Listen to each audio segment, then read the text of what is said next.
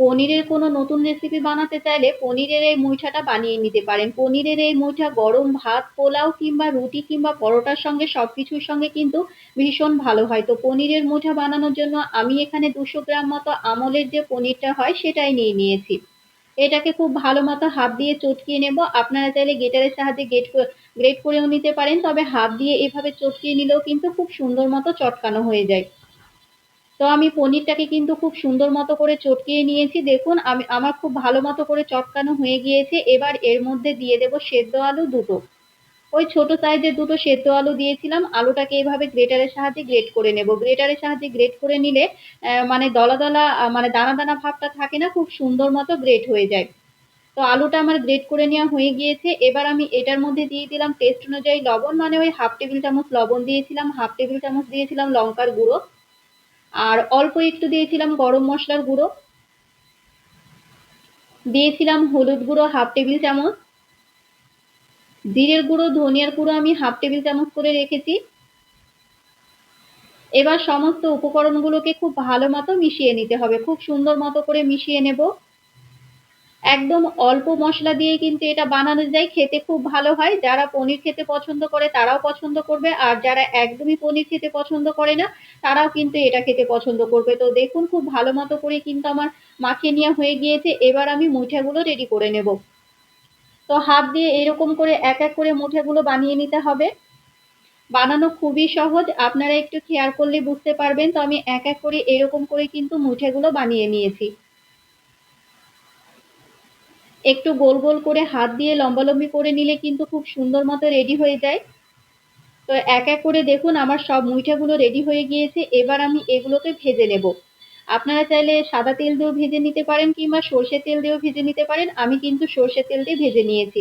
একটা কড়াইয়ের মধ্যে পরিমাণ মতো সর্ষের তেল দিয়ে তেলটাকে কিন্তু খুব ভালো মতো গরম করে নিতে হবে। তেলটাকে খুব ভালো মতো গরম করে নিয়ে গ্যাসের আঁচটা হাই ফ্লেম করে দিয়ে খুব সুন্দর মতো ভেজে নিতে হবে। তো প্রথমবার ভাজার সময় আমার কিন্তু ক্যামেরাটা অন করতে একদমই মনে ছিল না, তো ওটা তুলে নেওয়া হয়ে গিয়েছে। পরবর্তীতে আমি আরো কয়েকটা দিয়েছিলাম, সেগুলো এই তো খুব ভালো মতো করে উল্টিয়ে পাল্টিয়ে লাল লাল করে ভেজে নিতে হবে।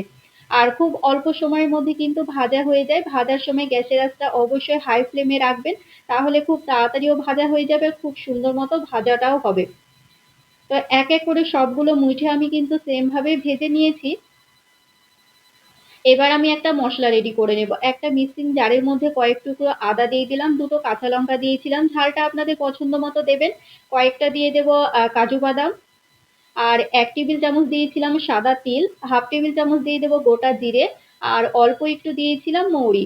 সেটাকে খুব ভালো মতো আমি পেস্ট করে নিয়েছি। সেম তেলের মধ্যে আর একটু তেল দিয়ে তেলের মধ্যে দিয়ে দিলাম লবঙ্গ, এলাচ, দারুচিনি, আর এবার একটু ভেজে নিয়ে দিয়ে দিয়েছিলাম একটা কুচিয়ে নেওয়া টমেটো। এটা যেহেতু আমি নিরামিষভাবে বানাচ্ছি সে কারণে রসুন আর পেঁয়াজ ছাড়াই বানাবো।